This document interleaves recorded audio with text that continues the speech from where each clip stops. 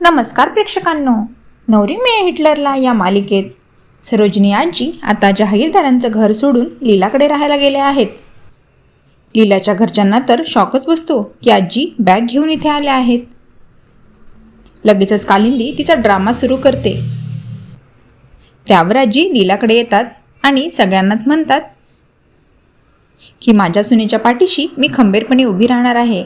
आज खरं तर लीलाचा लग्नानंतरचा पहिला दिवस आहे, पण नाईलाजाने ती इकडे आहे. पण हे काही आता मला चालणार नाही.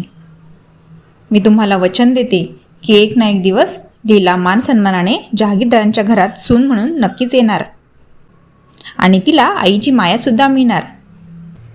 तिन्ही सुनांकडून सासूचा मानसुद्धा मिळणार, असा माझा तुम्हाला शब्द आहे.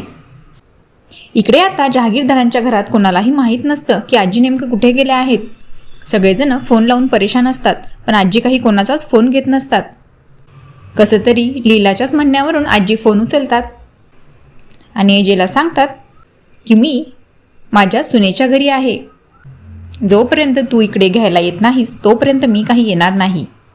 आणि हो, मी एकटे येणार नाही आहे, माझ्यासोबत माझी सूनसुद्धा त्या घरात येणार आहे, नाहीतर मी सुद्धा तिकडे येणार नाही. हे ऐकल्यानंतर आता एजेला सुद्धा राग येतो आणि एजे त्याच्या रूममध्ये जाऊन बसतो. एजेला समजावण्यासाठी त्याची तिन्ही मुले जातात.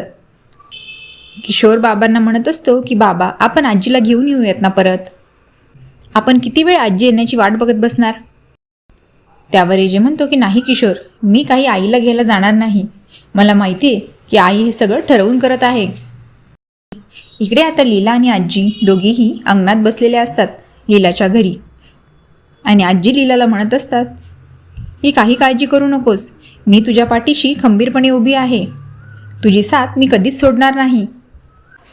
आणि मला खात्री आहे की अभिराम आपल्याला घेण्यासाठी नक्की येणार. तो कितीही रागीट असला आणि हट्टी असला तरी माझ्यासाठी तो काहीही करू शकतो.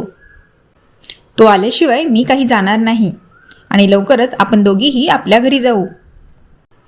इकडे आता एजे म्हणत असतो की आई जरी हट्टी असली तरी मी 10 हट्टी आहे.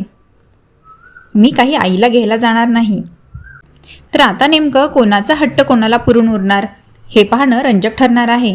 हे सगळं आपल्याला पुढील भागातच बघायला मिळेल. असेच पुढील अपडेट जाणून घेण्यासाठी चॅनलला नक्की सबस्क्राईब करा. धन्यवाद.